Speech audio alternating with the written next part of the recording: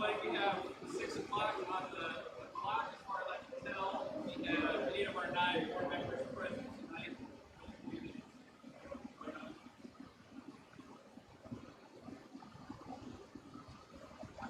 Says, turn your mic on, Mr. Rogers. So sorry, we do have 8 of our 9 board members present. I don't think Mr. Smith is going to be able to join us this evening. So we will open this meeting as we have a quorum. Is there any additions to the agenda before we get started?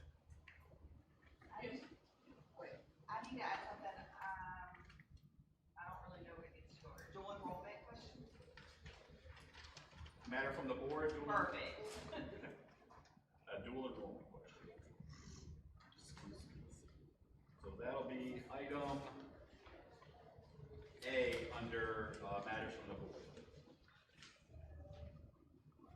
All right, and Ms. Lane, you had one as well? Yes, I need to go. I need to go to the policy procedures that students are allowed to bring things to school. I need to go over that. What? Things that students are now bringing to school, is it allowed?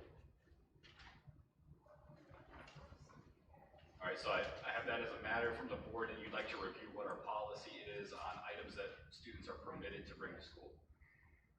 That may also come up in our review of the student handbook, and so that might be an appropriate place to discuss that as well.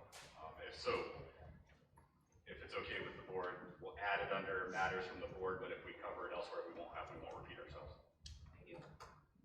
Any other additions? All right, then I take a motion to approve the agenda as amended. So moved. Second. Got from Ms. Hobbs and a second from Ms. Lane. Any discussion? All those in favor? Aye. Any opposed? All right, the agenda is approved as amended.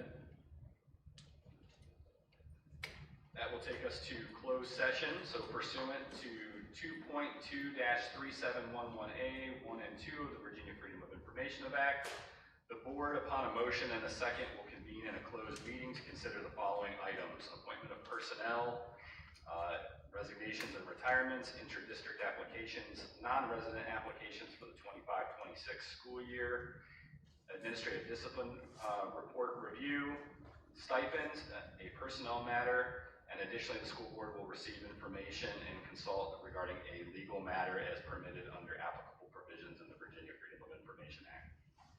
Do I have a motion to enter into closed? So moved. Motion by Ms. Lane and a second by Mr. Grizzard. Any discussion? All those in favor? Aye. Any opposed? In recognition that we have Dr. Thompson here, I've also asked her to join us in closed session tonight so that she can start to get her feet wet a little bit in the closed items.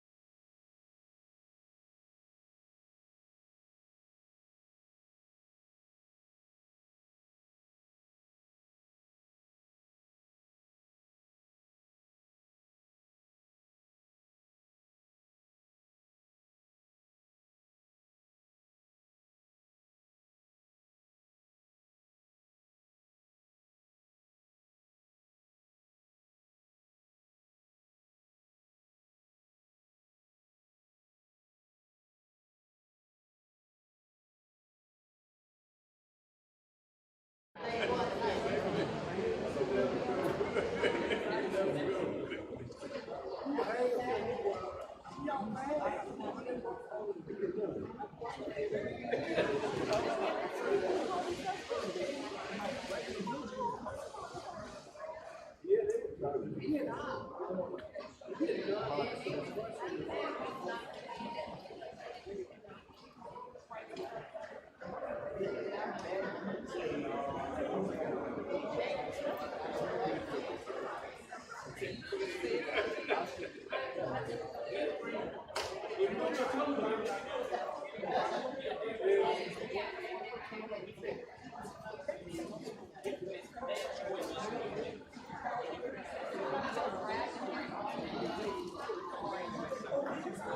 check, check.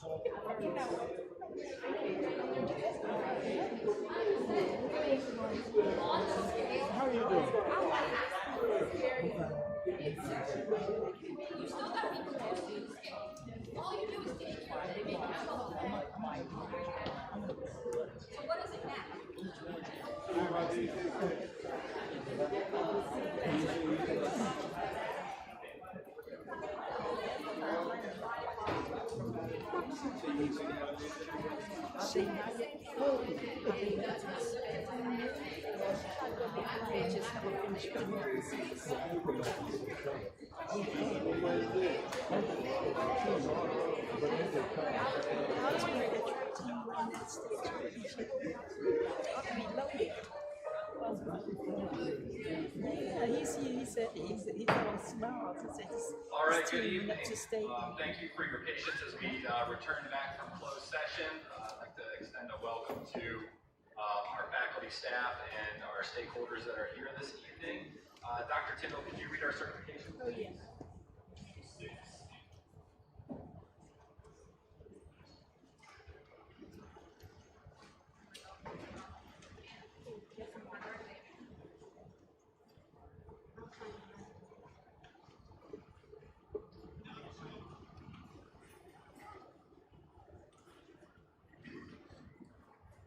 I'm good. Sorry.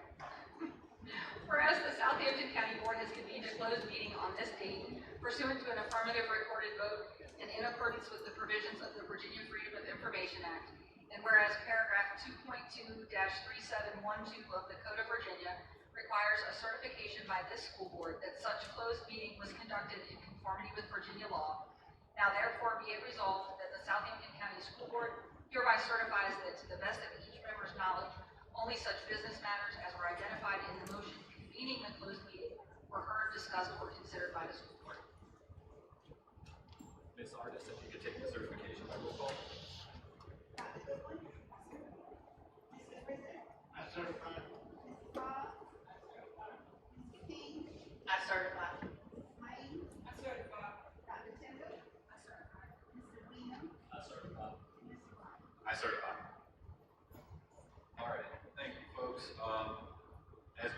finish the closed session items. We will reconvene in closed session at the end of this agenda and then return to open session following that for any action items that may come out of closed.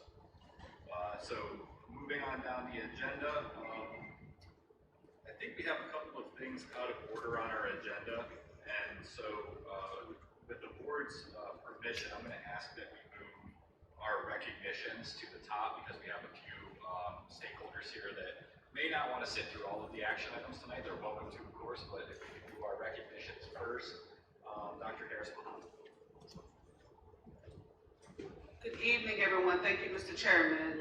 Kicking off our recognitions for this evening, and thank you for your patience because one of the recognitions just came through last night as I was strolling through social media and I saw it and I became excited.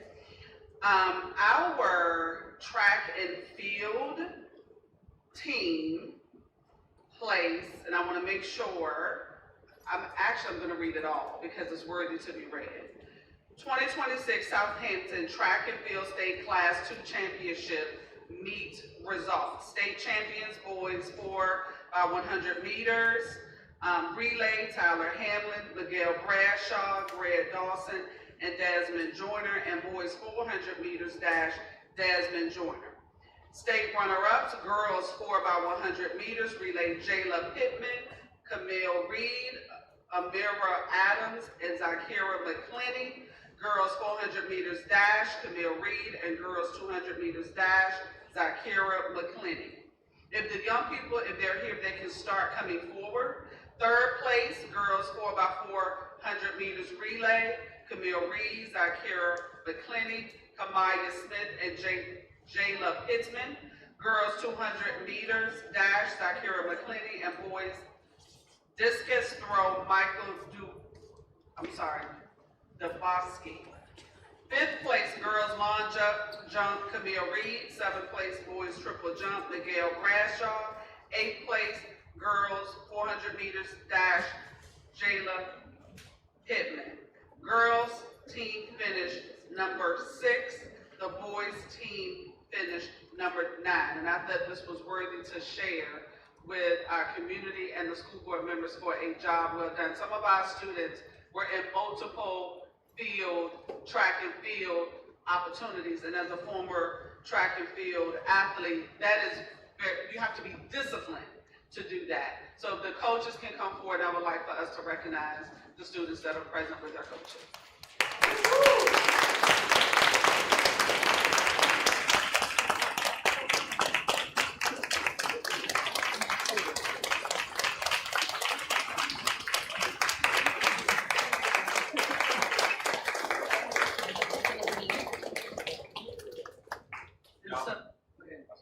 Job well done, and I heard Mr. Grizzard wanted to challenge one of y'all to a race after this, so he's good for like 10 to 11 laps around the track. Who thinks you can beat him? All right, there you go, Mr. Grizzard, you got a challenge. Congratulations. Great work, thank you. Thank you. Give us a few minutes, we're going to take pictures if that's okay.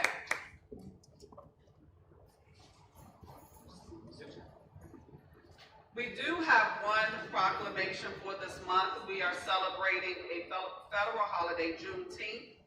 Whereas Juneteenth commemorates June 19th, 1865, the day enslaved African Americans in Galveston, Texas, learned of their freedom. And whereas Juneteenth honors the resilience, achievement, and cultural contributions of African Americans while reminding us of the continued journey toward freedom, justice, and equality for all. And whereas Southampton County Public Schools values the importance of teaching our nation's full history and creating inclusive learning environments where every student feels seen, valued, and heard. Now, therefore, be it proclaimed that Southampton County Public Schools recognizes June 19, 2026 as Juneteenth and encourages staff, students, families, and community members to honor this important day through reflection, learning, and celebration. And Mr. Chairman and board members, this is my final proclamation as your acting superintendent. Thank you, Dr. Harris. All right, is that all of our recognitions that have to be called to our attention? have one more. Okay. This is it. So, as we know, graduation is Saturday, June the 13th at 10 o'clock. I would like to take this opportunity to recognize our top 10 students in the class. I know some of our seniors are here, some of them are not. But I do want to read this. Not only are we celebrating and recognizing our top 10, we're also recognizing all of our graduates on Saturday. In addition to that, we are recognizing our valedictorian and our salutatorian. We proudly celebrate the valedictorian and salutatorian for the class of 2026 for Southampton County Public Schools. These outstanding students have distinguished themselves through academic excellence, perseverance, leadership, and an unwavering commitment to their goals. Their accomplishments represent countless hours of hard work, sacrifice, determination, and a belief what is possible through education. As a school division, we could not be prouder of you. You have set a remarkable example for your peers and have demonstrated what can be achieved when talent is matched with dedication and purpose. Your success is a reflection not only of your academic abilities, but also of your character, resilience, and commitment to excellence. The class of 2026 has much to celebrate. Our students have earned acceptance into colleges and universities. They have committed to military service, established career pathways, and received numerous scholarships that recognize their extraordinary achievements and potential. Each of you has chosen a path that reflects your aspirations and your desire to make a positive impact on the world around you. As you prepare to embark on your next chapter, know that Southampton County Public Schools, again, is incredibly proud of you. Their future is bright because of leaders, innovators, and change makers like you. We have every confidence that you will continue to excel, pursue your dreams with passion, and use your gifts to uplift others. Remember that your success is not only your own, it is a testament to the support of your families, teachers, mentors, and community members who have encouraged you along the way. Together we have celebrated your journey, and together we will celebrate the impact you will make in the years ahead. And congratulations not only to the class of 2026, but also to our top 10 and our class of 2026 valedictorian and salutatorian. And at this moment, I'm just going to show the top 10 class rank for the class of 2026.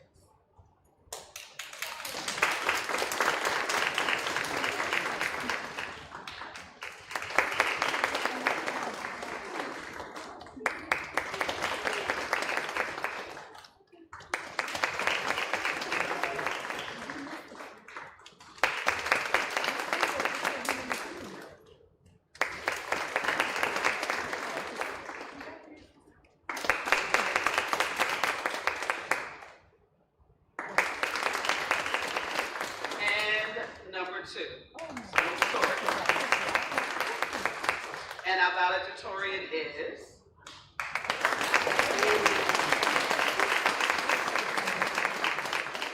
thank you. That concludes my recognitions. Thank you, Dr. Harris Muhammad. Always good to see some of the hard work that has gone in and paid off for the students. Board members, any commentary there on recognitions?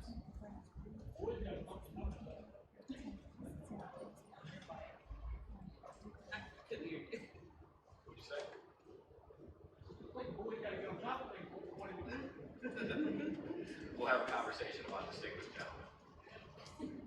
All right. A lot of hardworking students out there. So, did you want to pause for a picture with the track team? Great. So we'll pause for 5 minutes or less to do quick recognition pictures, and then we will get back to work.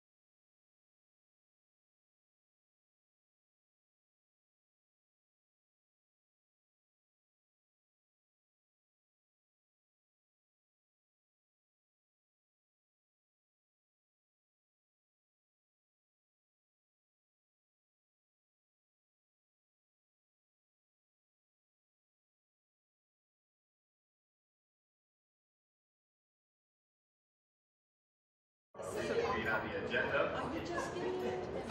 I believe the next item that will call our attention is a review and approval of the minutes. Were there any corrections to the minutes as presented in your packets?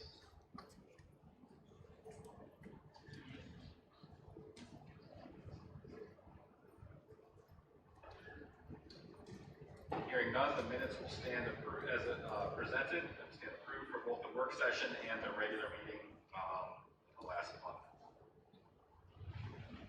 That moves us down to public comment. And to participate in public comment, we typically ask that one signs up prior to the start of the meeting, and we had nobody that signed up to speak this evening, so we will have no public comment period tonight.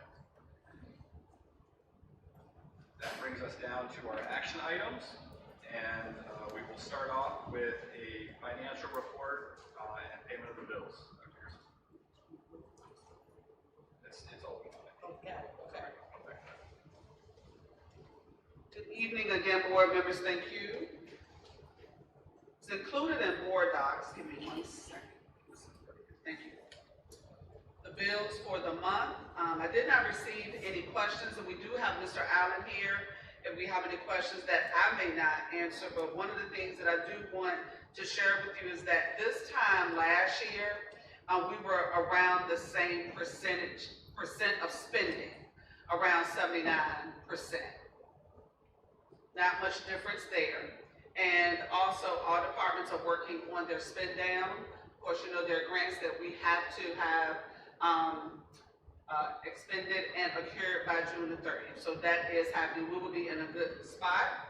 And then the last financial report was the preliminary revenue report. And of course, this can change based off of what the state will provide to us. They have not, and I'll talk about this a little bit later, but they're still negotiating the budget for the F26-27 school year. So if there are any questions, Mr. Allen and I are here to address any questions that you may have. Board members, any question on the financial report or bills list? I did have one, and it's related to expenditures versus revenue. So currently our actual expenditures total $28,640,006.50. And if I'm reading the revenue report correctly, we are at $27,960,092.95, which means we have less money than we have spent.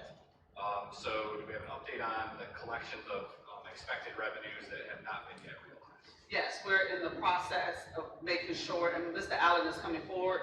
We are collecting those balances that need to be collected to make sure that we balance out. Mr. Allen? And the majority of the funds that have been uncollected are from the local government. They fund us at the end of the year. So it's close to $11.5 million that we're still waiting on from them. So that's why it's showing that we're slightly underfunded. In reality, we're not. All right, thank you. Thank you, Mr. Allen. Given the fact that they write our checks, we will probably be okay paying the bills and have a balance. All right. I entertain a motion to approve the bills list as presented. I had a motion from Ms. Hobbs, a second from Mr. Grizzard. All in favor? Aye. Any opposed? All right. That's approved.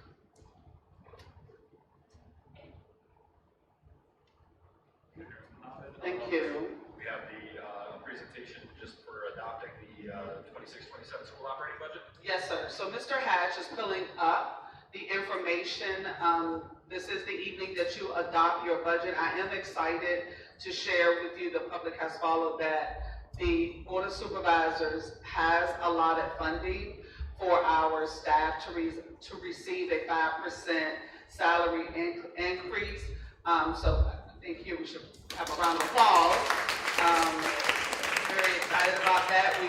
I received a lot of positive feedback from each Board of Supervisor member. So at this time, before I go into what you have to adopt, I'm asking you to adopt. So I just want to thank the board and the Board of Supervisors for allowing me to work collaboratively with both entities to make sure that we not only presented a needs-based budget, but we also presented our case, a very strong case for us not to continue to be level funded. And I think as a team, we did that, so thank you. As you can see here, from our local government, state and federal, and of course, we're still waiting on what the state is actually going to be. And we're waiting patiently. But as you know, also, the law states you have to adopt your budget after it's approved from your local entity. So that's what we're prepared to do tonight. This information includes our instruction from our local, state, and federal. It also includes our personnel, which includes a 5% increase from our local government and our state government, and our operations, and then our total F26-27 budget from our local government and our state, and then from our federal, what we are going to anticipate based off of the past 3 years, what we will be receiving from our federal government. Let's see. My clicker is not working. Hold on for 1 second. Bill Hatches to the rescue. You want to curse him?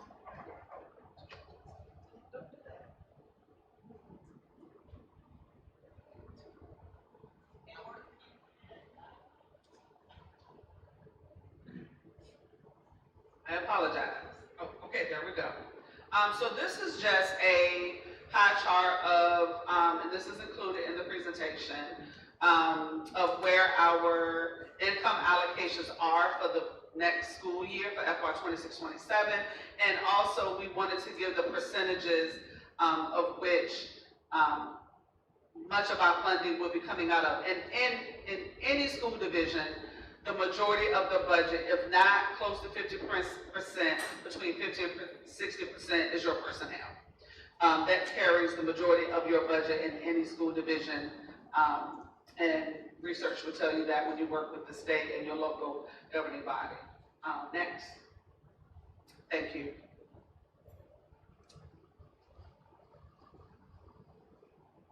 Okay, so we're at the moment where we are adopting the budget, or you're adopting the budget, and I thought it would be helpful to break out the amounts per entity. So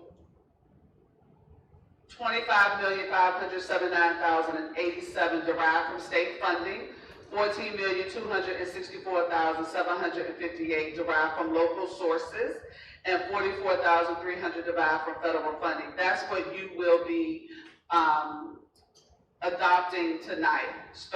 Those three amounts from those three sources of funding.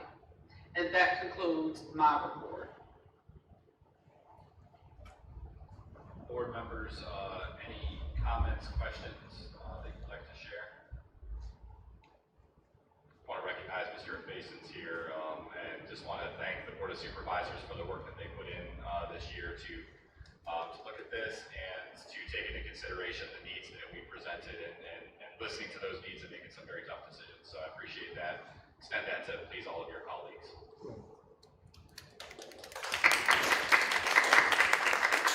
And the total amount that you will be adopting is $39,888,145. Do I have a board member that would like to make a motion to adopt the budget as funded?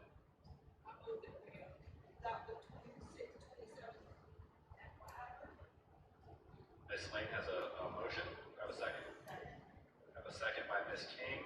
Any further discussion? All those in favor of adopting the FY 26-27 budget, please signify by saying aye. Aye. Any opposed? Okay. We have adopted a budget. Thank you.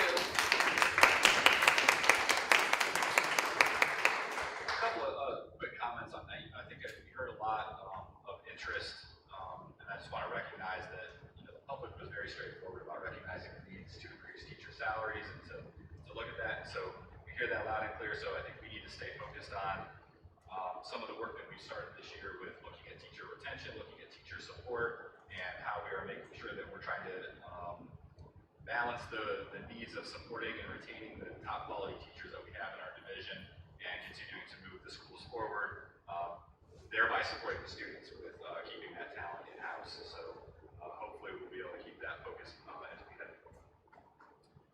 That brings us to the Southampton County Public Schools Student Success Manual, and I believe this is a revision to our student handbook. Dr. Harris Muhammad. Yes, sir, thank you.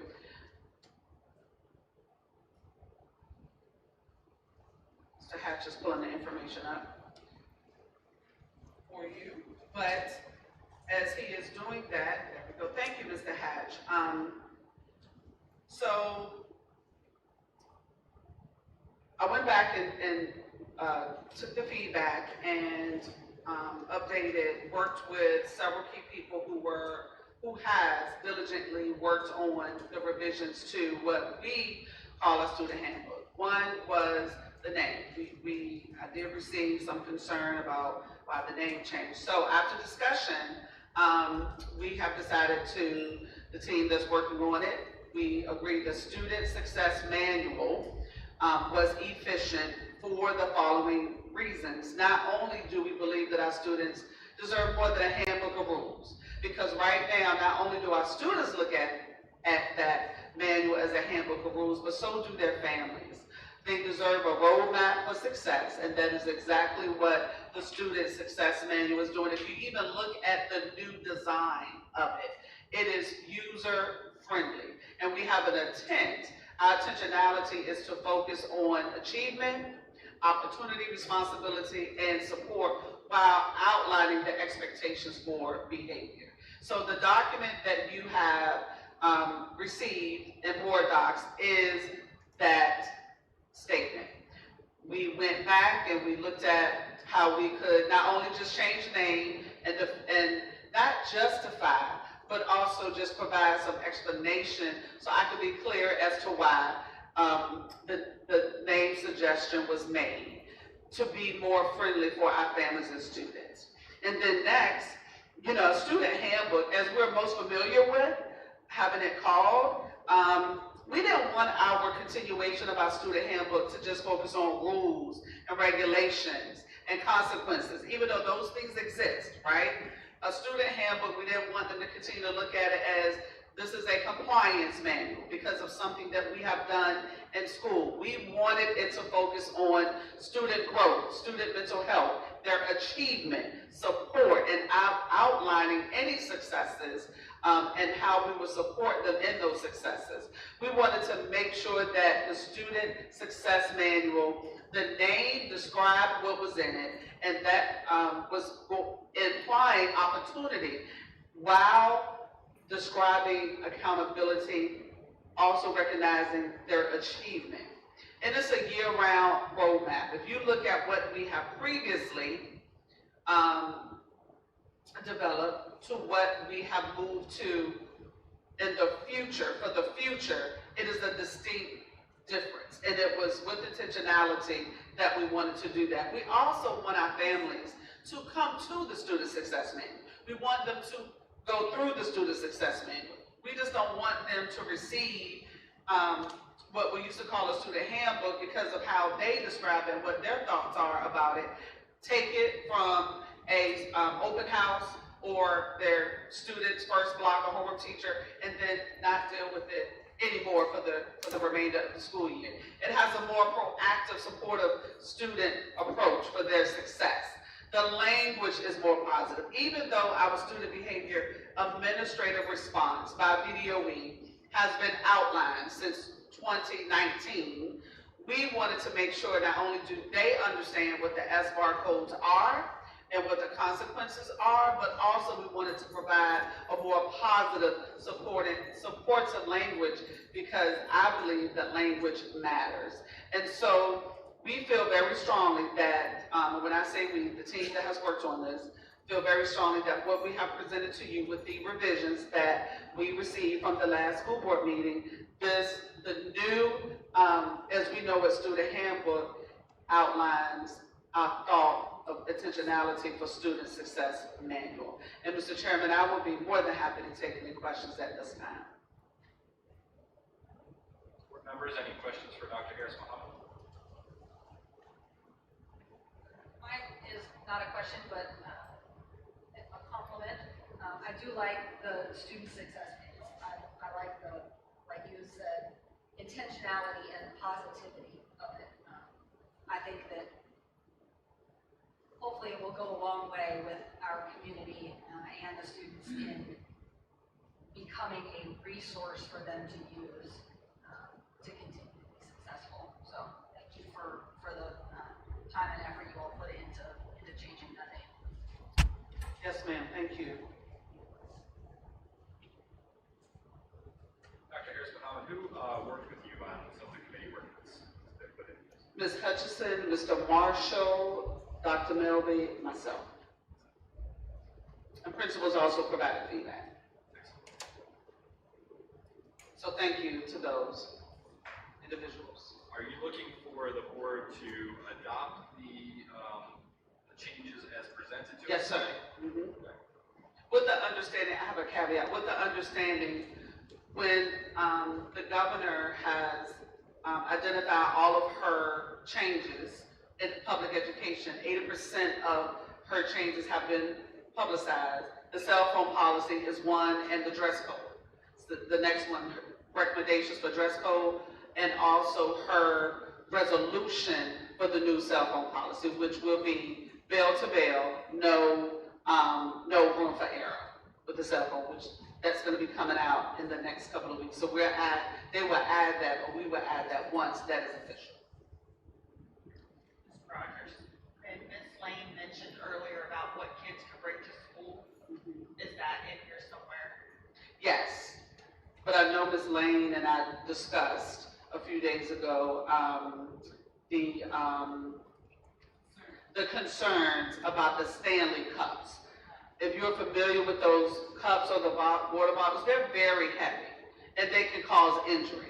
So I believe, Ms. Lane, that's what you were referring to. You did. You actually don't know what's in this thing. That is correct. You actually don't know because they're not clear. So if the board would like for the student services team to drive something for the incoming superintendent, we will be working on it next couple of weeks. There are some samples from different school divisions that we probably could look at. But one of the things is if it's not clear, they can't bring it in. If it's not, it's not clear, correct. Oh, let me rephrase that, I'm sorry. If the container is not clear, then they can't bring it in. So my God, it's clear. So I wanted to clear that up, yes.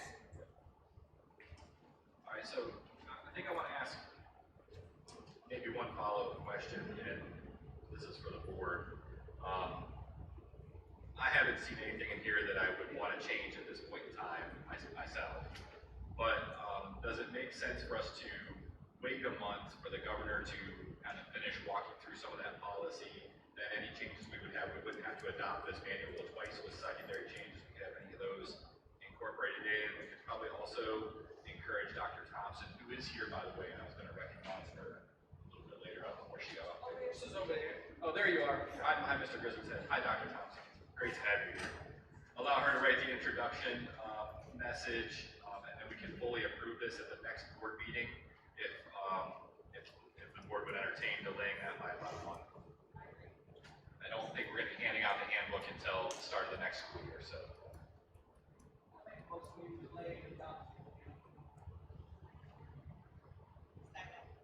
going to have a motion from Dr. Goodwin and a second from Ms. King to delay adoption of the handbook until the next meeting. Any discussion on that motion? All those in favor? Any opposed? All right, we will proceed with delaying, but Dr. Harris-Mohammed and to all those that worked with you on this, we recognize the hard work that went into revising this, coming up with a supportive name for our students and all this hard work, and we will see the fruit of that labor hopefully at the next board meeting with those couple of pending items to avoid taking action twice. Thank you so much. Absolutely. That brings us down to the update to the student and staff wellness policy. So Dr. Harris-Mohammed, you are still up. Thank you so much. So board members, I shared with you via email, and then I also uploaded in board docs so I pulled your goals that was asked to be placed. So a couple of things that are updates, and if I wasn't clear the last meeting, I want to publicly apologize.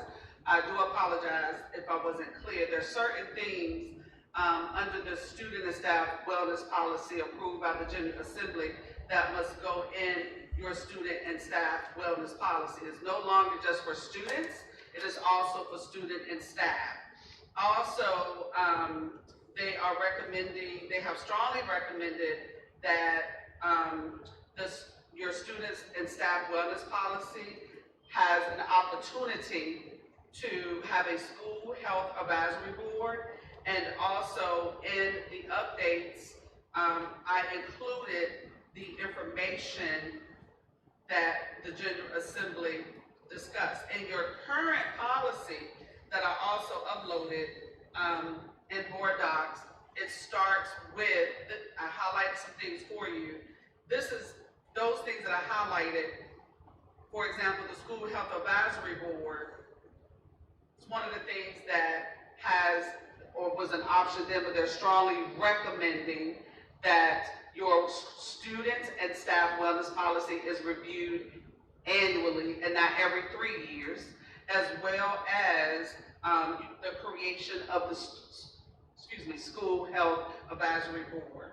As you can see, the triannual assessment there, and then just a few other things in the policy that needs to be updated. The contact in terms of food services, I highlighted that for you as well as the point of contact for any concern. That would be Mr. Mark Griffin. And so that's what I was wanting to share. And if that was not clear, I do apologize again, but the recommendations are not a lot because the policy as it is currently written, some of the things has may, but you have to move towards what the recommendations are. And one of the things I cannot stress enough is the process or the discussion, however you all move into it, but the School Health Advisory Board as well. And that concludes my report on the student and staff wellness policy. So, Dr. Harris Muhammad, thank you for what you uploaded into Board Docs. We also have a policy that is JHCF in our policy manual that is different than that one that you uploaded, and that's actually titled as our student wellness policy. So it's different from that policy that you have given to us. So I think part of what I think we need to reconcile is that we have policy JHCF and we have that student wellness policy that's a separate policy outside of our policy manual. So I think that's where some of the confusion came in last time with Dr. Goodwin. I was trying to reconcile between the attachments that were here and then the attachment, or then the actual policy manual. And I think what we might need to do is figure out a way to consolidate so that we don't have these two different guidance documents that we're operating under and missing out or potentially having conflicting information. So that policy that you posted, Yes, sir. I didn't find that in our online policy manual. Is that in our? Yes, it is. I pulled it directly from our policy manual that is online, and it was under food nutritional services. Is that the procedural document that these? Some of this information has procedural, but it also has the policy, which, and this helps the cloudiness, the information to where we already have one, and I didn't see that. I saw this under food nutritional services because that's where the guide took me to make sure that it was updated. So thank you for that. Yeah, board members, I don't know what you've had an opportunity to review, if you had a chance to look at JHCF or manual. We can table to reconcile to a single manual. We can look at this. I know that this draft does not have all of the same information as JHCF does, and I would be hesitant to adopt in lieu of JHCF. And it also isn't as comprehensive as the policy and procedure manual that's already in use for the student nutrition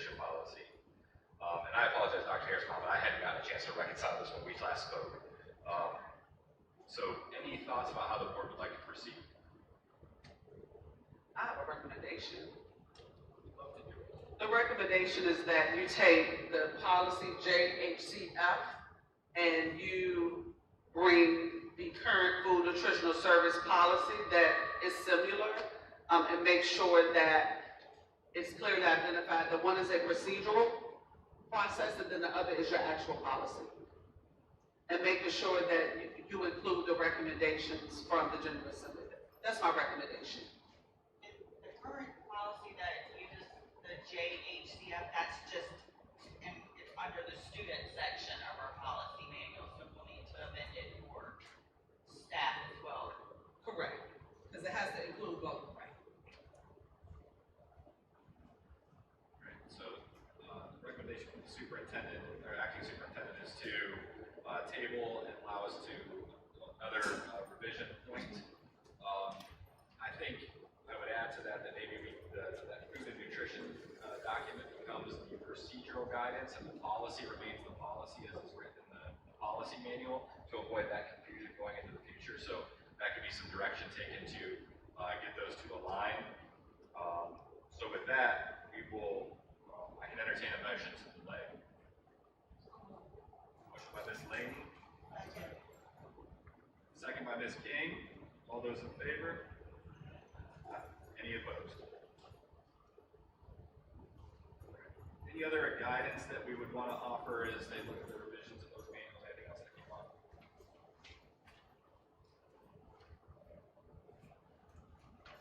All right. We are now on to item E of action items, which is the renewal of our insurance carrier and recommendation. Dr. Harrison. Yes, sir, thank you. Uploaded in board docs for you was the renewal of your Versa, the insurance company. And it's a lot of information, it's thick information, but it has been uploaded for your review, and that's currently who we operate in. And the recommendation was to continue with Continue with our Versa. insurance carrier. And then, I have a second part to that as well. But first, yes, Versa. Okay. And we would, our motion would be to grant the superintendent capacity to sign on our behalf. The motion would be to continue with the current services that we have with Versa. And if it's something that you all want to think about in the future, for a RFP, that could be under the new superintendent. Board members, questions?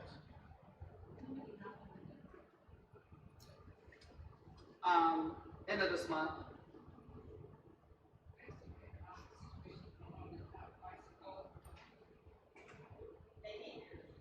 I can't. Based on the economic situation in the United States, how prices are.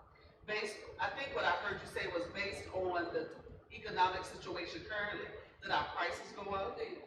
Yes, our previous went up. Yes, ma'am, they did. We weren't the only division impacted. And the finance team did a great job in making the division aware of what was happening and when it was happening. And, we're gonna talk about the recommendation for the HSA as well.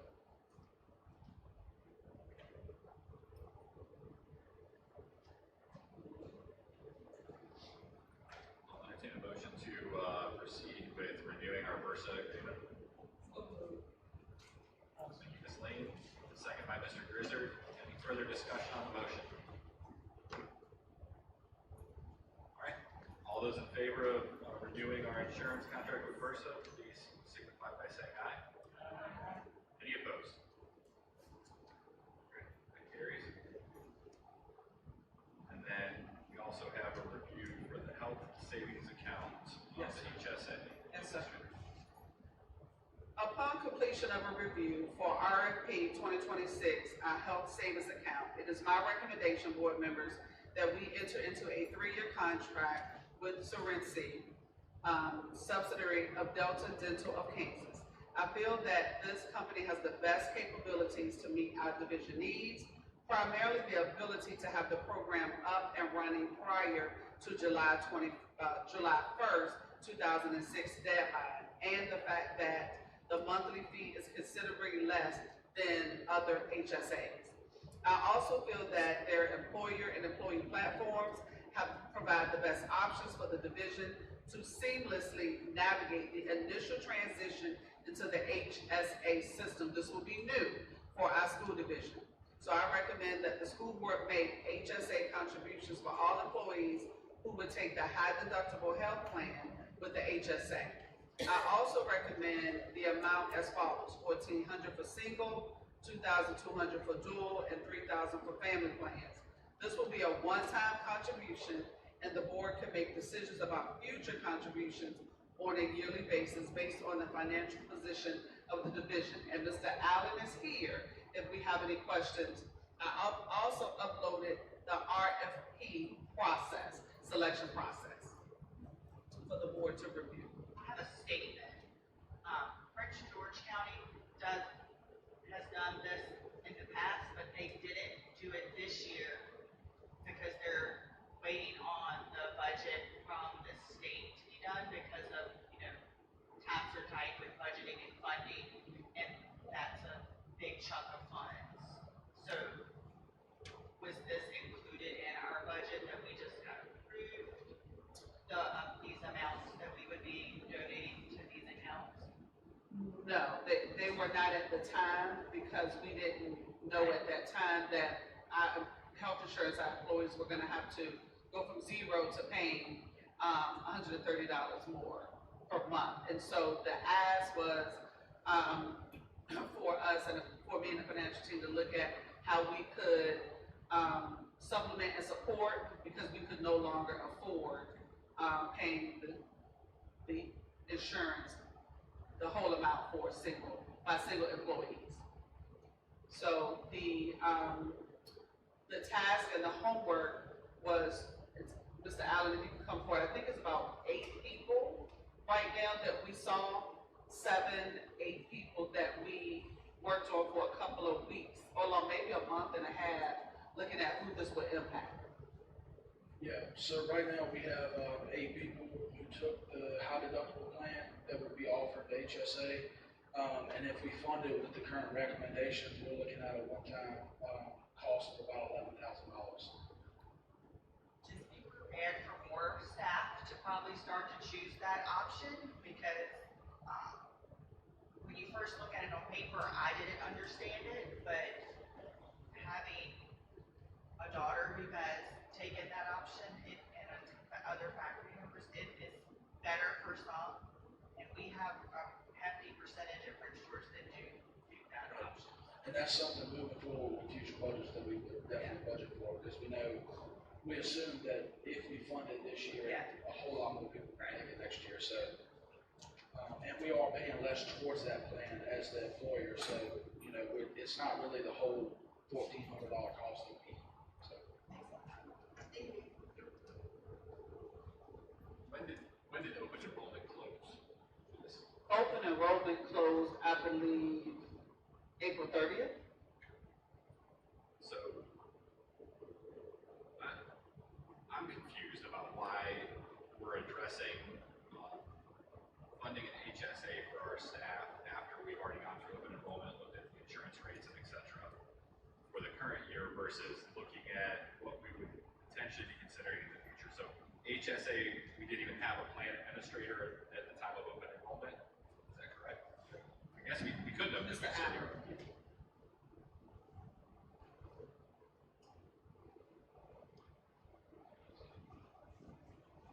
So prior to this year, we did not have a health plan that was compatible with the HSA.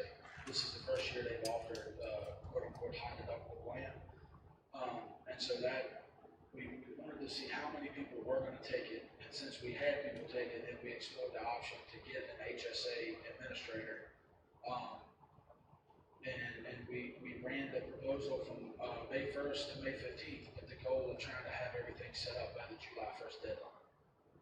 But that's why everything happened after open enrollment, is because we had never offered a plan that was compatible with the HSA program.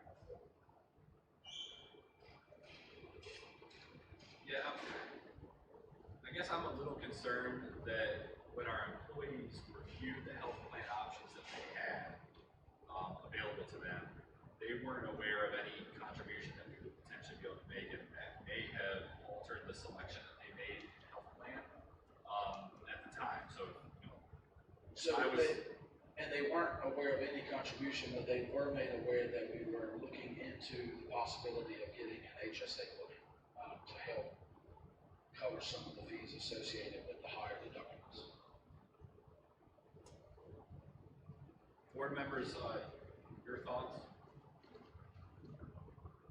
I actually see two things that are recommended here, and it might be helpful if we break those apart. I don't know if it's helpful for you guys. I see two recommendations. One is to review the RFP and approve going forward with a HSA administrator, to which employees are capable of making pre-tax contributions to help offset their medical costs for those high deductible plans. And the second recommendation I see is for a contribution to those HSA plans on behalf of the school district to front load some of those expenses for folks. Is that what your intent was here? Correct. And I will say that the 11,000, I don't have the exact amount with me, that it would cost to fund the HSA for this year. We're saving almost that exact amount of people switching plans for the year, so versus what we budgeted to what we're actually going to expend. So while it is an expense, we're not going to have to find the money somewhere. It's already been budgeted for insurance. Correct. We had some people that went from a family plan down to a dual, or maybe if they had a dual, they didn't want to keep their spouse on, so they moved to a single. And so with those savings that we had kind of budgeted for, we have close to them that we would need from the HSA. My question is, once you consider including HSA, were insurance people brought out to discuss this with the staff? Anybody, did they get any advisement? So I don't know, because I was hired after open enrollment or right at the very back end of open enrollment. So, Ms. Jamie Harrell made it available for our staff because she recognized the major increases. She was diligent in contacting individuals to make them aware, and so that opportunity was made available for them to understand. Yes, coming out to the schools, like I'm familiar with a representative coming and sitting up in the teacher's lounge, right? Or somewhere in the building to talk with teachers. I don't think that happened. I think it was the virtual, the telephone calls and those kind of things. So maybe looking forward, there are changes concerning something so serious, maybe if someone like an Alex or have the opportunity to talk to someone, it would be helpful. But I will add that all of the same insurance plans that have been offered previously are still offered. The cost just increased, so they wanted to add that fourth option with the high deductible, where I think I'd have to review my notes, but I'm pretty sure that option is now the free option for the single family household. They just, the deductibles are a whole lot more than they're used to.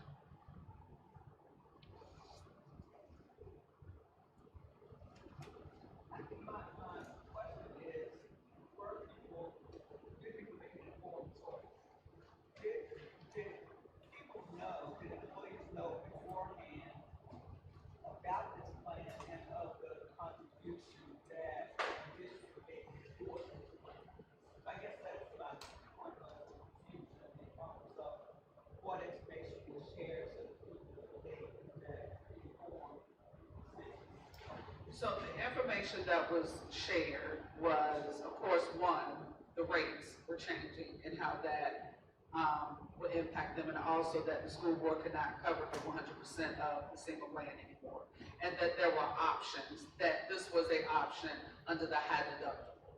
And so I can't confirm or deny if it was, received well, or if they really understood, or they had one-on-ones with a young lady on the finance team. I do know she met with a lot of individuals at her office, and she also visited them out in the schools to let them know herself the options, what was changing, and when it was gonna change. Yes, ma'am. Yeah. Did they know about this contribution that the board? I don't think they knew about the amounts, but they knew about the possibility. They knew that we were looking into something to support the high deductible plan. We didn't know the amounts until we went through the RFP. School divisions never know that until you get into that process. Yes, so they knew there was a possibility that there would be an HSA plan accompanying the high deductible insurance. But, I mean, until it's been said tonight, it's never been made public about any contributions from the school. I just think, in my opinion, if you're able to make the contribution, you can make the contribution. It's gonna help people sign up for the HSA and maybe push them towards that high deductible plan, which is gonna, in the long run, save the division money. Yeah, thanks, Mr. Allen. I think we all get that. There's a business trade-off here that's probably could be in the best interest of staff and the district. That could be better, probably better articulated at the next open enrollment period, so that they can really see that on the table that the high deductible plan is this cost per month, and this is what you would be contributing, and then you can weigh the options of how much of the deductible am I going to have to offset with my own money that I'm saving by taking that plan versus a lower deductible plan.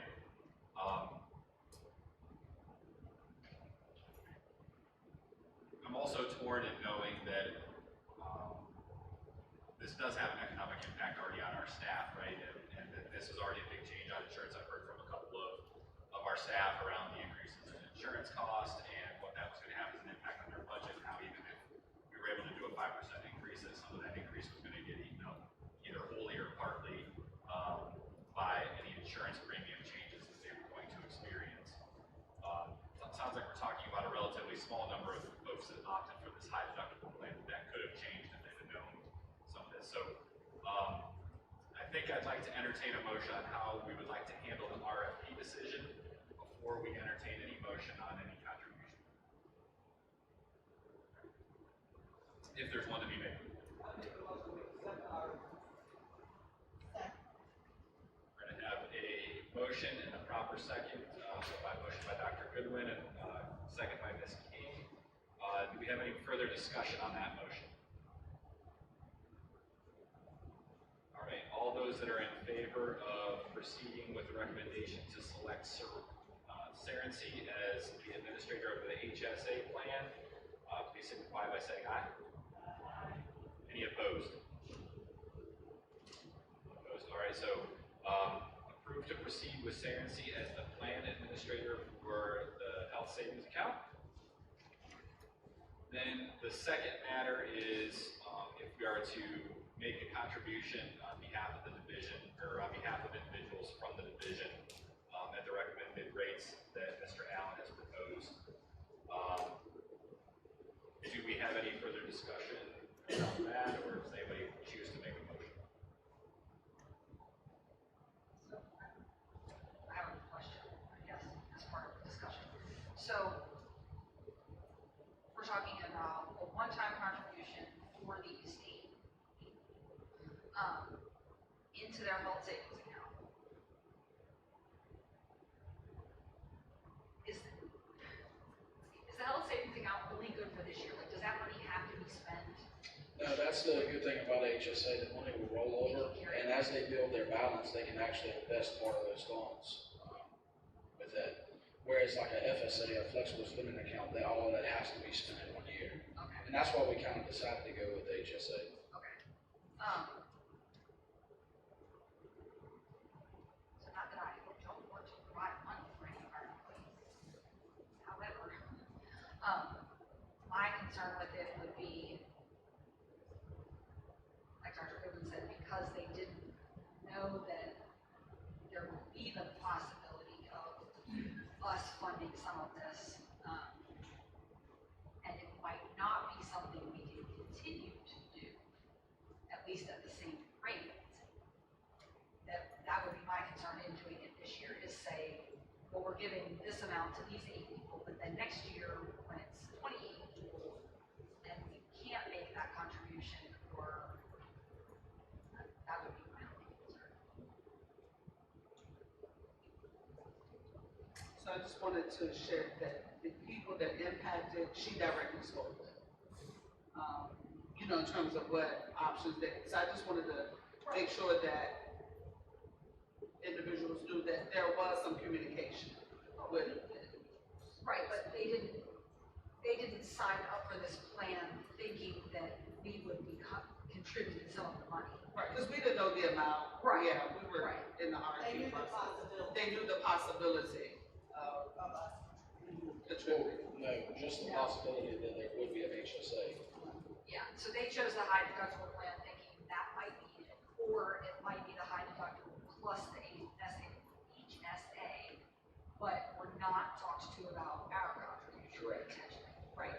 So, because to me, like, if I'm signing up during open enrollment, I'm like, oh, okay, well, there might be an HSA, that would be cool, is a big difference between that and, hey, the county might give me some money. Like, I just think in making that decision, we may have had more people that said, no, I'll sign up for it because the board may be giving us a contribution.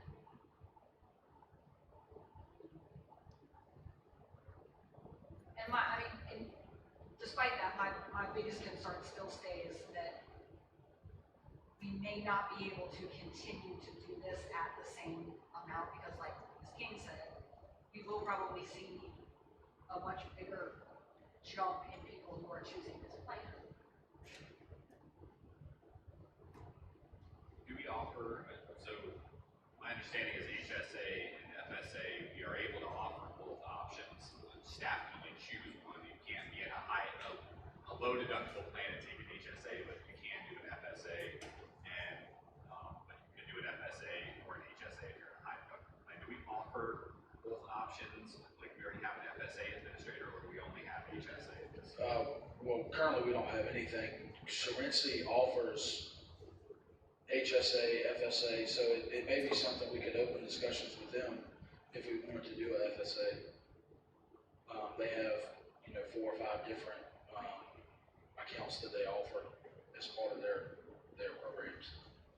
And my limited understanding on FSA is that employers are limited to contributions to FSA plans to a matching amount that an employee puts in on their own. So my tax implications, an employer cannot make a contribution to an FSA unless it's equally matched by that employee. I only know that from having covered this process at work. So I think it would be wise for us to look into that as another benefit because it doesn't have to cost us anything, but it does provide a benefit to our staff to be able to do a pre-tax deduction into an FSA no matter what level plan they have. So that would be a smart choice for us to pursue. Any interest on making a motion regarding a deposit into the HSA for our staff on the high note?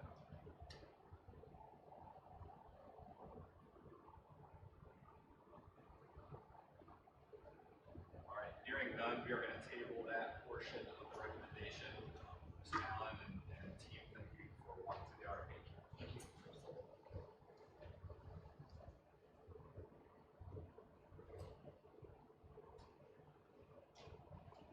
All right, that brings us to an update on federal programs for the FY 26-27 year. Yes, sir, thank you. Mr. Hatch, if you could go to slide 14 in the PowerPoint presentation. Uploaded for your review, board members, was the information from our federal programs coordinator. Our federal programs and academic support proposed plans for the next school year are as follows. Title I, Part A, improving basic programs operated by the local education agency is $715,414.11. Title II, Part A, transferability is $80,000. Title IV, Part A, transferability, $47,316.94. The total is there. Also, there's always a slot, there's always a code to describe contractual services. Oftentimes, under our Title I, or I call it the titles program, we have to contract out. Also for materials and supplies that are allotted under the title programs or the title grants. And so the information that will be submitted, which is going to require a vote from the board, and then a, excuse me, I just lost my train of thought, a vote from the board, as well as me submitting the application before June 30th was uploaded for your review. In addition, I wanted to share that under our federal programs, which provides a lot of support for our students in grades 3 through 8, reading specialists at Riverdale, as we've discussed before, at Meharon, Capron, Nottoway, and then Southampton Middle School, newly added because of the data coming out of the middle school and the supports that the middle school needs.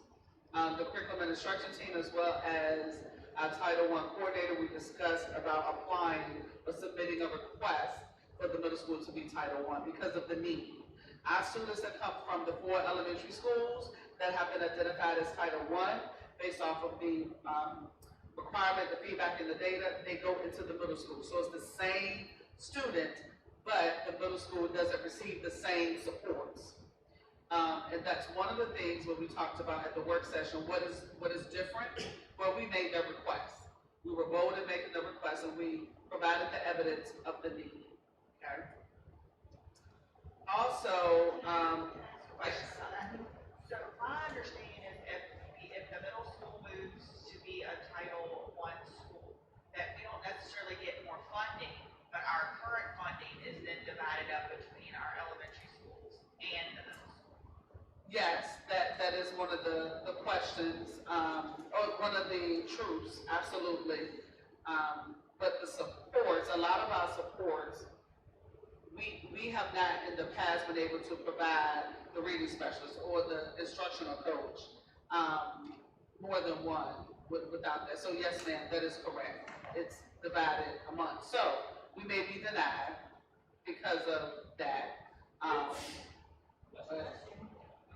Yeah. I mean, if, in a perfect world, if you identify their school, they would up the. They were up the amounts, but they're not, because that was a discussion, you know. That's always a discussion in any school division when they're looking at their middle school and elementary schools. And so one of the bold requests, or some of the items that I shared with Ms. Green Whitehead and members of the curriculum team, let's look at the need of the middle school as well as all of our elementary schools. And so, absolutely. So on Title II, as many of you may know or may not know, this title funding supports our teachers, particularly our long-term subs, in completing their praxis. Sometimes this money is also helping them with tutorial services so they can pass their praxis. Also for professional development.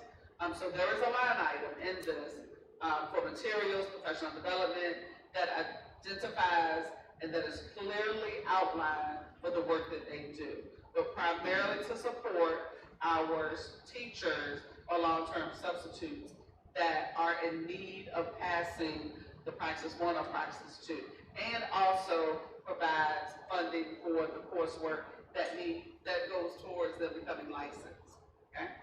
Our Title III is primarily language instruction for our ELL students. We have an awesome ELL coordinator in Mrs. Elizabeth Moran DeWald. She does a phenomenal job because we have ELL students identified in all 6 schools, and it's one of her. And that concludes my report on federal program. I have a question for you. Yes, ma'am. Can you talk just a little about how the decision was made for what amount because I understand how important Title I is, and I know the need we talked about, the reading specialists and that kind of thing. But I also know what Title II, could do as far as recruitment and development for the teachers if there was more money left in it. I can't really speak to Title IV as much, but, so can you just kind of speak to Yes, ma'am. how that decision was made to transfer? Yes, ma'am. We didn't have staff using the funds, or we didn't want to give the funds back.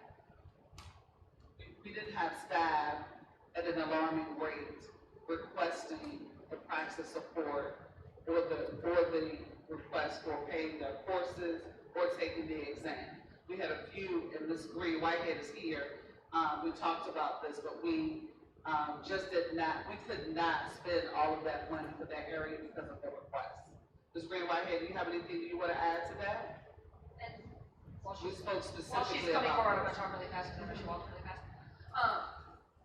And I understand, like, of what has been offered or whatever, but there are other things, like, there are other school divisions who pay for, the I Teach program. It's like $3,200, I think, per person. But when you do that, when you can offer something like paying for I Teach and have teachers sign an agreement that says, you know, once you become licensed, you will then teach with us for 3 years, or you owe us part of that money back. If I'm someone who's looking to become licensure, I would much rather go to a division that's gonna pay for my license up front for me than me have to pay that $3,100, and that's just an example. Like, there are just other recruitment kind of things to use Title II for. And obviously with my background, you know, anything we can do to recruit teachers, and because let's be honest, we're just all stealing from like the same pot of money. Yes, ma'am. And if I'm not mistaken, some of this funding was a carryover that we have to spend by a certain date. So we still had carryover from 24-25 school year that has to be spent by a certain time frame. And Title I was showing the need because we were not, now a lot of our staff did, Dr. Tyndall, they did take a part of this, okay? And so, but still, there was a need to transfer some funding to support also the needs on Title I, which also includes some of our McKinney mental students, because we've gone 2 years without the non-sub grant and the sub grant. But Ms. Green Whitehead?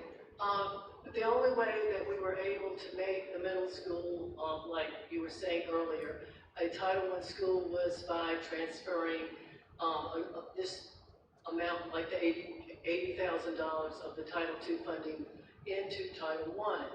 And if you looked at the expenditures for teachers who took classes and also like took the praxis, this was about the amount that they spent historically last year and the year before last, and actually didn't even spend this much money. I did have a Title II federal monitoring this year, and I talked to Dr. Johnson about this entire process, and he recommended the $20,000 and the moving of $80,000 into our Title I program, because he also saw the need for our middle school to be Title I with the data. I have copies of the budget sheets for all of the, if anybody wants one, of all the federal programs. Y'all want? You can even go regular. Thank you, Ms. Green Whitehead.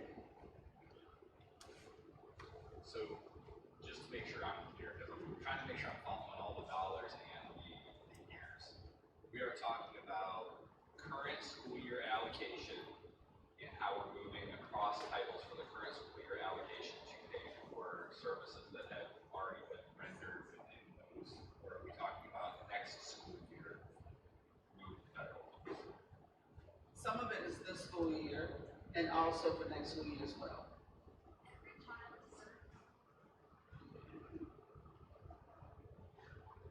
I think I'm confused in terms of what being transferred to the current school year was, 25.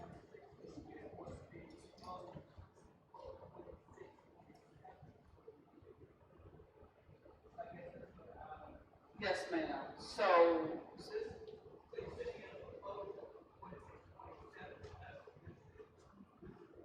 yes, ma'am, the allocation. Transferring of money is for the 26-27 school year. So, Ms. Green Whitehead, before I misspeak, can you come back up?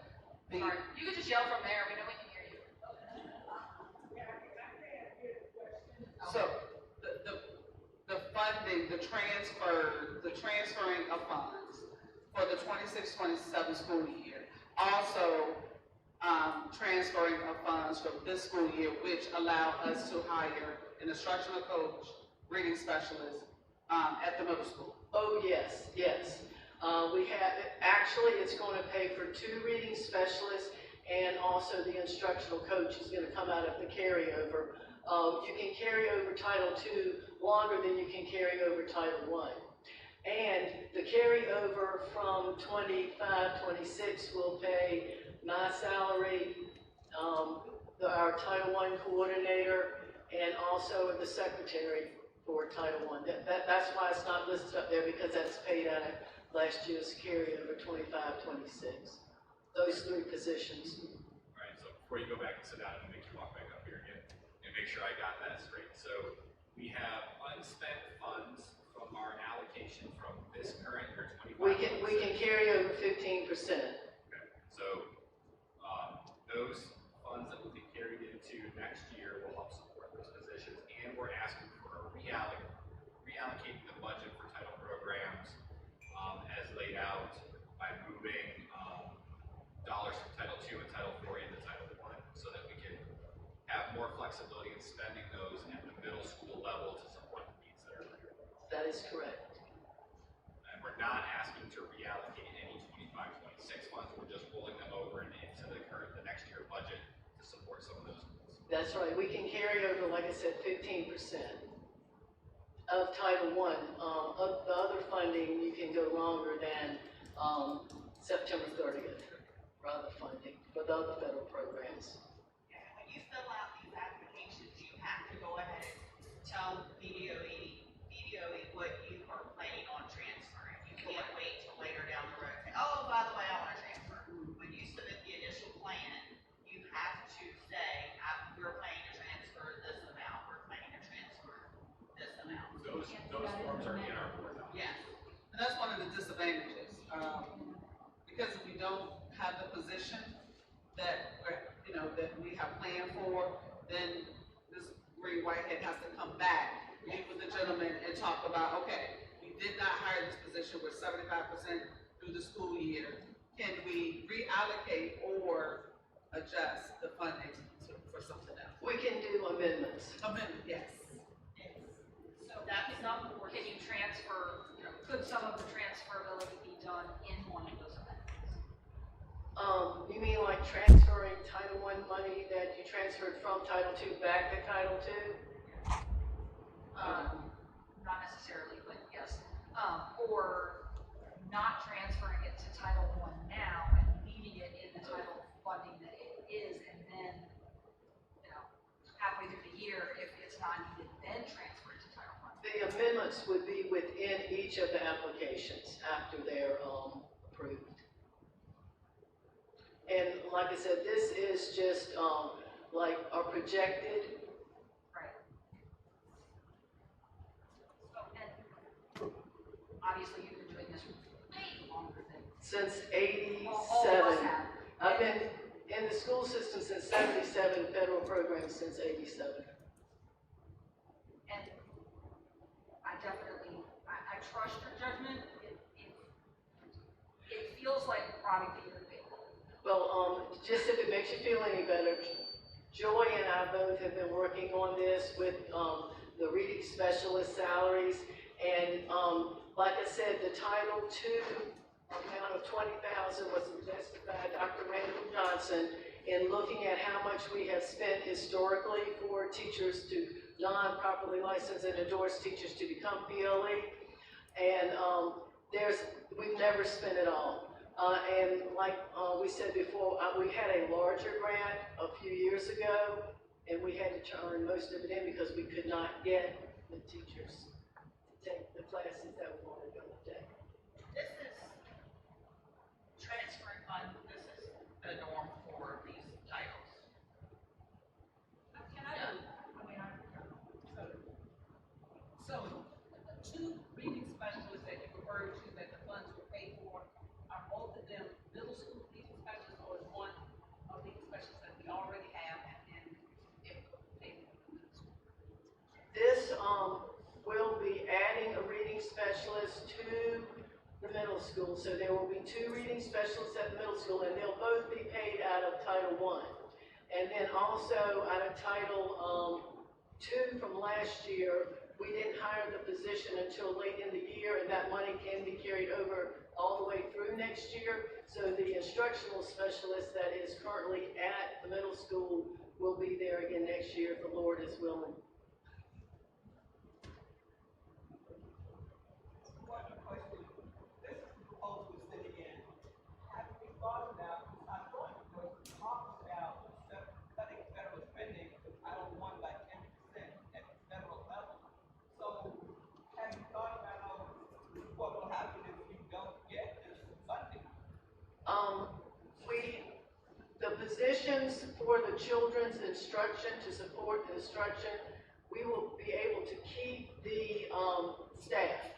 We'll be able to keep the reading specialist and the instructional coach.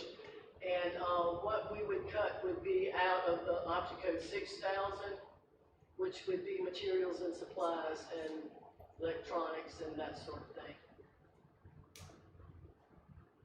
Most important factor in student learning is a good teacher. And, well, you know, I agree with that. But I guess just, in my mind, I was trying to separate what you're proposing for 26, 27 versus what was 25, 26. Yes, we would be able to keep the staff if it was cut 10%. I thought, I haven't read the federal discussion recently, but I thought there was talk about reducing Title I at the federal level by at least 10%. I thought the Senate had discussed cutting it even more drastically, but I thought that there was some discussion about that. We were instructed to do our budget on level from last year, level funding. Yeah, because the amount's going to come out. Alright, so, I have one other question. The detail is provided in the slides. Does that get provided as backup detail to the documents that were uploaded to Board Docs for us? That are the actual agreements, or do we simply submit the reallocation request but not have to specify this level of detail? This level of detail will be in the applications, but all that is required tonight is for me to present it. But again, this is a proposal. We can adjust the numbers before June 30th. But it needs to be presented and signed tonight. Yep, and for me, I don't know that I have a question about the transfer of dollars. I think I understand the premise by which we're doing it and the reason to support it. I just had a couple of questions really around the applicability of federal funds for some of the things that are presented here, just having worked with federal dollars before and all of that. Some questions maybe I'd rather you just go back and look at making sure that the federal dollars would align with. But I think transferring from 4 and 2 to 1 to support the work that needs to be done in the middle school, that is backed up by the conversation we've already had. I think that the supporting documents, you just need to make sure that are tightened up and in alignment with what those. Most of the other items that are in the other object codes are pretty much the same as they were last year and the year before last. Okay. All right, so you're looking for the board to move and approve a budget. Yes. Hopefully the recommended one that you put Yes. forward for the federal funds. Can I sit in on that? Sure you can. The caveat is you might have to run back up here or something. Thank you, Ms. Green Whitehead.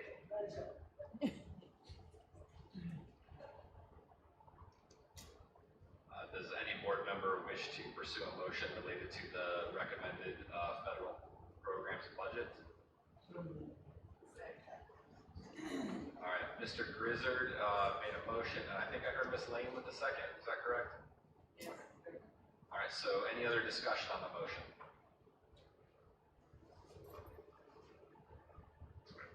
All those in favor of approving the presented allocations from the federal programs budget as presented, please signify by saying aye.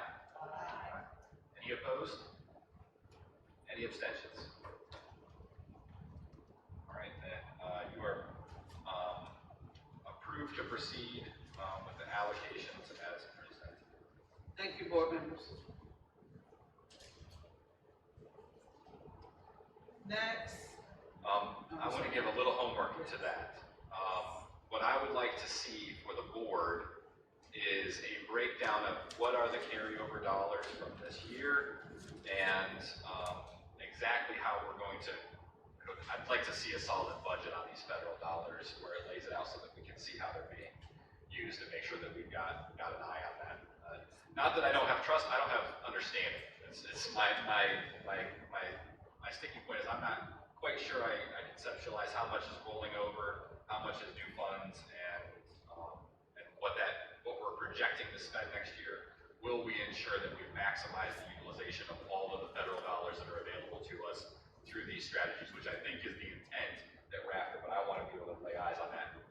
I'm not able to quite discern it quickly. Yes, sir. Thank you. It'll be Dr. Thompson's problem. Yep. You should have said Dr. Harris Muhammad. She'll figure it I out wrote for it you. down for her anyway. Yeah. All right, that moves us on to the Children's Center and the lease for Cortland Elementary School. Dr. Harris Muhammad. Yes, sir. So this is the typical lease agreement that they submit to you all every year for the partnership. And nothing has changed in the lease agreement. And just to reiterate, they are an excellent partner. So I'm presenting this for your approval, which will require your signature and mine.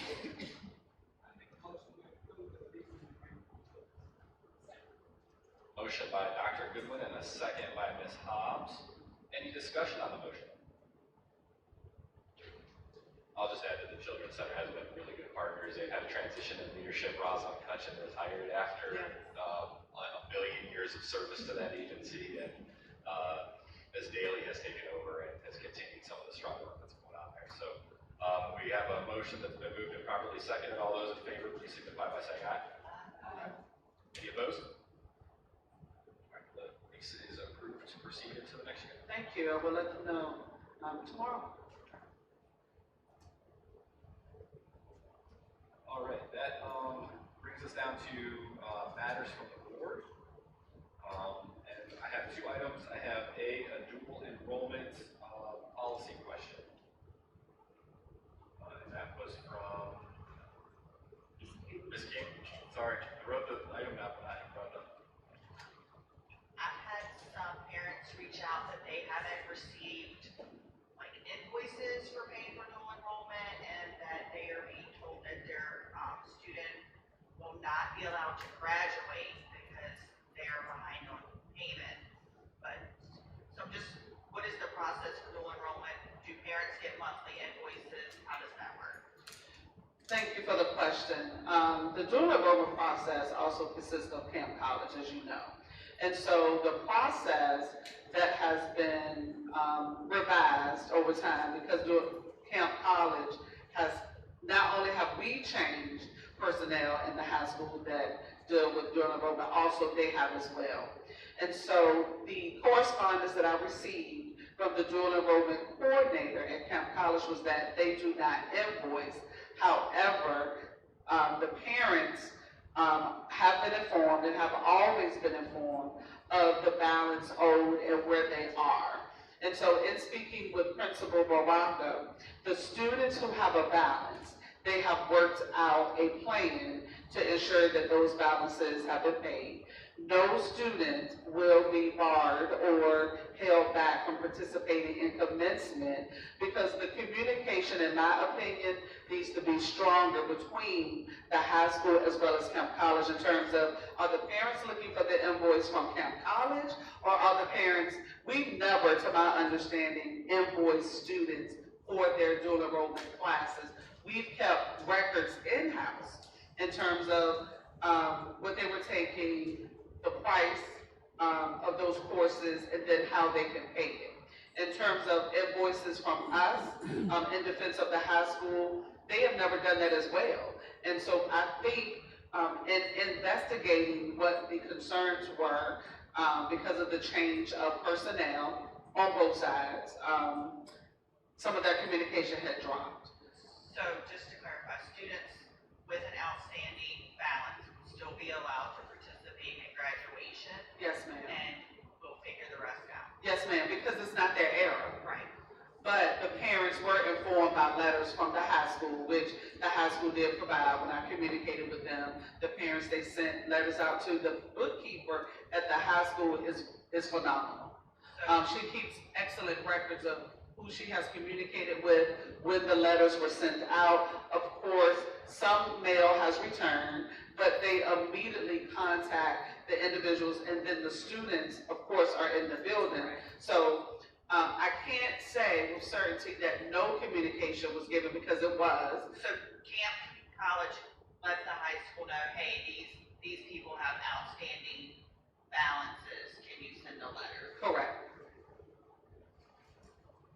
And Mr. Baraka and I both, I have been in communication with two particular parents, and I believe he followed up as well. Mr. Baraka, am I correct? I don't want to put you on the spot, but I believe you followed up with the parents. Yes, ma'am. Okay. Thank you. Yep, absolutely. All right, and then Ms. Lean, I think we handled your item earlier.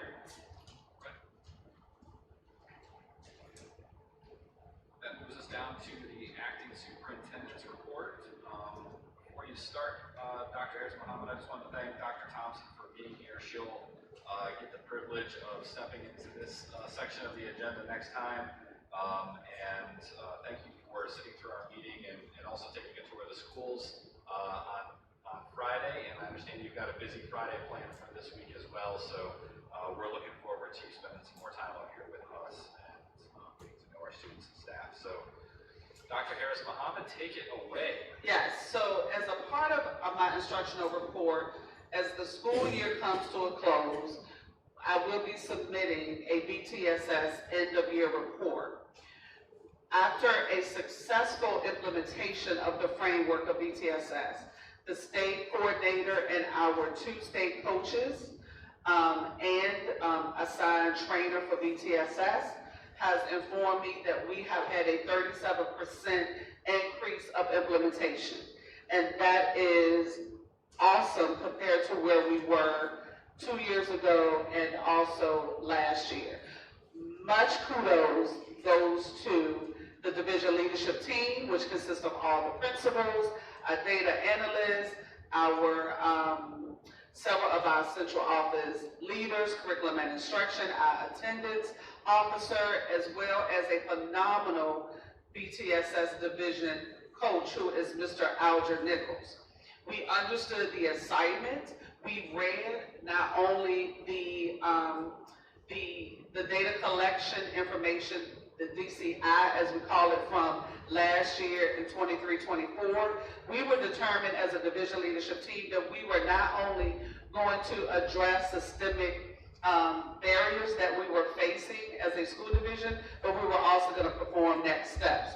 And I'm just proud to say we've done that. We strengthened the collaboration between the school-based team. We made sure they received the information on how to implement the framework. We also ensured through training that we had, because we also heard this through the school board, what tool are we using to determine programs that work or don't work for our school division? So we adopted the hexagonal tool that has been implemented. And so all of the work that the division leadership team has done, as well as the school-based teams, provided that 37% increase. So 37%, yeah, that's a small number, but when you're at 32% coming into the framework, that speaks volumes to what the teamwork has done. So I just wanted to share that. The report will be submitted before the end of June, and we have not receive the information on applying for the grant next year, but I was informed that the window is opening soon. There has been a delay. All of the delays is due to state funding, so. Implementation science updates. This was something that was also a part of BTSS. They have a focus on supporting and strengthening our special education work that we do in the division. A goal has been identified, and now that we have gone through the training in August, we will begin to implement the implementation science updates. This was something that was previously collaborated on, and so we continue with the process of the academy. And the individuals that were a part of the academy, I would like to identify as Norma Jones, Rachel Doyle, Elizabeth Morandi Wald, Amisha Warren, and Dr. Michelle Blunt, and myself. That end of year report will be submitted by June 30th as well. And also, I want to share with you an update on our summer school program. Last year this time, we had 95 students registered for summer school. This year, we have 162. And so we are moving. I heard the call, the concerns about the low enrollment, and also this year enrollment will determine the funding we get for next year, summer of 2027. So Ms. Doyle and the curriculum and instruction team has done a phenomenal job, and all the principals as well, in ensuring that we started early, identifying students. We started communicating much sooner, and we ensured that through our apps like Remind, our student management system, that the families were informed that yes, summer school is happening, and this is what we're looking for to support your students and the criteria. So I just want to say kudos to everyone involved in ensuring that not that we were just meeting numbers to meet numbers, but also we were identifying the students in need that should be in summer school. So I'm very excited, not just about the numbers, but also the opportunities for our students not to digress and have a summer reading slide. So I'm excited about our summer school program. And Mr. Chairman and school board members, that concludes my final instructional report as your acting superintendent. Thanks, but I'm not gonna let you end quite so soon. I have a question that's really operational related, but we don't have that section specified here. So I got to contact the signs that we are out in on 58 by Capron. We're still having some problems with those signs. I think eastbound is working correctly, but our westbound signs are not working correctly. And that reminded me also that we still have on the table an agreement with the sheriff's office that I don't think have executed for this year, because we had sent some questions back to look at that related to who's going to own the cost of keeping those signs up to date. We were originally presented with some information that the company that has the speed cameras would help for some upgrades for those signs. I don't think any of those happen. I know that a couple of them still look like they were from when I was born and are a little harder to see. So could you let me know where we're at with that? I know that's on. Yes, sir. So starting with the lights, the fuses were replaced. I was updated a few hours ago that they were replaced, and they were scheduled to return to the site today to check on the lights. Information is forthcoming on the westbound side. And then also with the MOU with the sheriff's office, Sands Anderson has reviewed the MOU twice, sent it back to the sheriff. He has sent it back with me with no questions on what they presented to him. So that is ready for your review. And then also wanted to share with you a few operational updates that board members asked about either through a one-on-one or through email. Ongoing training is occurring within the transportation team to address their payroll support and professional development for their office staff. So we should expect to see that MOU for our consideration, I guess, next month. Yes, sir. And one more thing, I wanted to share this information, shares with you about our graduation, our cohort for 2026.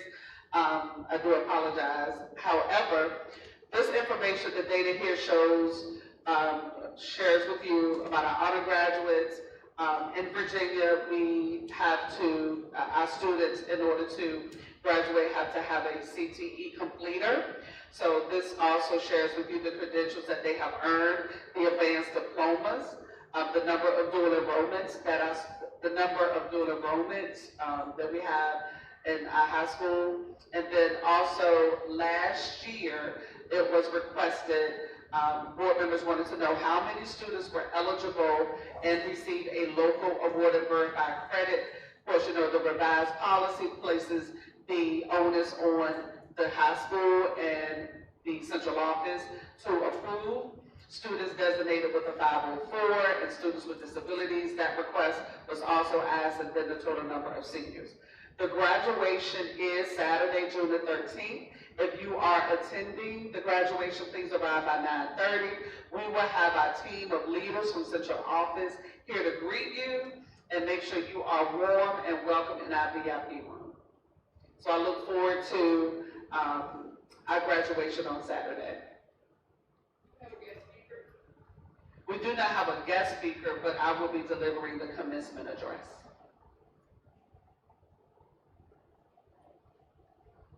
And yes, I'm nervous. Good, we'll make sure that we make you even more nervous before you go there. Our outgoing guest. All right, thank you very much for that. Student enrollment report also. We got. We currently have 2,316 students. 100 of those are enrolled in our preschool, and then 27 of those are enrolled in our special ed preschool program.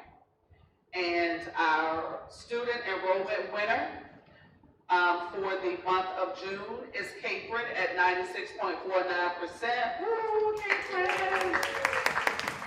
And our teacher attendance report for the month of June goes, I believe, again to Meharon Elementary School at 95.87%. So congratulations.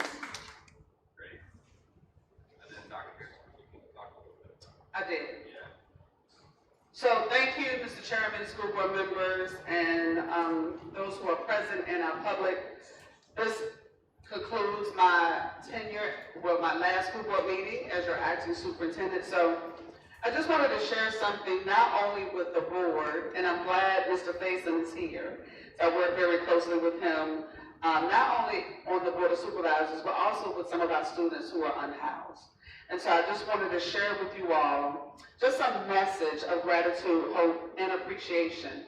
It is with a heart full of gratitude and humility and appreciation that I write this message as I reflect upon my service as acting superintendent of Southampton County Public Schools. Serving this remarkable school division has been one of the greatest honors and blessings of my professional career. I am deeply thankful for the trust, support, encouragement, and confidence that so many of you have extended to me throughout this journey. While titles may change and service and seasons may evolve, my commitment to our students, families, and staff and community remains steadfast. When I accepted the opportunity to serve in this role, I understood that our division was navigating a pivotal moment.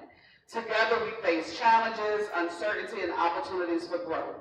Yet through grace, resilience, transparency, and an unwavering belief in one another, we change the trajectory of the moment, in that moment. Perhaps only for a season, but what an extraordinary season it has been when our staff has received a 5% salary increase, that I will forever be proud of and grateful for. What makes me most proud is not any one accomplishment. It is the collective spirit that emerged across our schools and our community. We came together. People began to believe that we were better together because we chose to live those words every day. We listened to one another. We supported one another. We focused on solutions than obstacles. We embraced the belief that when students, families, educators, and community members, elected officials, appointed stakeholders unite around a common purpose, remarkable things happen. And we showed that. Together, we strengthened the implementation of our Virginia Tier systems of support by 37%. We increased positive outcomes across our division using our BTSS framework. This work reflects our commitment to ensuring every student receives the academic, behavior, and social emotional support necessary to thrive. That was very dear to my heart. Together we celebrated continued success in our high school and middle school Jobs for Virginia graduate programs, which received recognition and accolades for the third consecutive year by the state.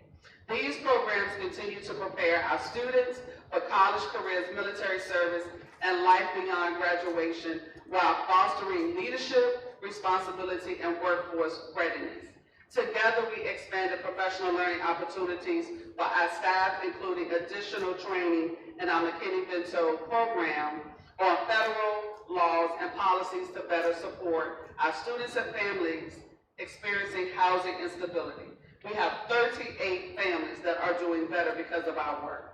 This work reflects our commitment to serving every child with dignity, compassion, and care. Together, we demonstrated to the Board of Supervisors and our community the importance of investing in public education through collaboration, communication, and a balanced, needs-based budget. We successfully articulated the needs of our schools and employees. As a result, again, our dedicated staff will receive that 5% salary increase and also a meaningful investment of the people, in the people who make a difference in the lives of our students every day. This accomplishment is not about numbers alone. It is about the recognition that our teachers deserve, our staff deserve. It is about valuing the hard work, commitment, and heart our educators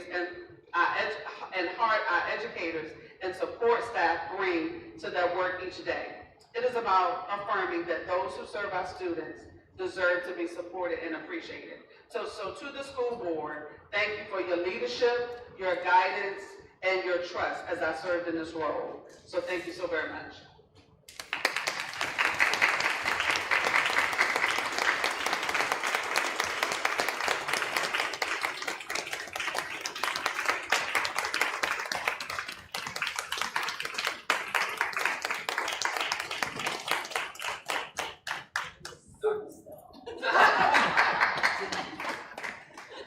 So Dr. Harris Muhammad, I don't know that I need to say anything more than I saw all of your staff over there standing up and applauding the good work that's been done. But I will anyways. Just want to say thank you that we've worked through some transition period here over the last several months, and I think you've served with some grace, and appreciate the fact that you have stepped into a leadership space and helped us move things along in the division, hopefully for the better. And you've done so not knowing what was on the other side, right? And it's hard to lead when you can't always predict the future and where you're going to be, but all you can do is kind of step out on faith and do the work that you've been asked to do. And I certainly think that you have done that work. And so at least from my perspective, I just want to say thank you very much for the time that you spent, the conversations that we've had, and the growth that we've had to do together. Appreciate it. Thank you. All right, board members, is there anything else that would call our attention prior to hopefully going in and wrapping up any of the closed session matters that we have? If not, I'll read our certification again. Pursuant to section 2.2-3711A1 and 2 of the Virginia Freedom of Information Act, the board, upon a motion and a second, will convene in closed meeting to consider the following items: appointment of personnel, resignations, retirements, inter-district applications, non-resident applications for the 25-26 school year, and the administrative discipline report review, stipends, and a personnel matter. Do I have a motion to enter into closed session? Second. Motion by Mr. Grizzard, and second by Ms. Lane. All those in favor? Aye. Any opposed? All right, we are going to closed session. We will reconvene in the library.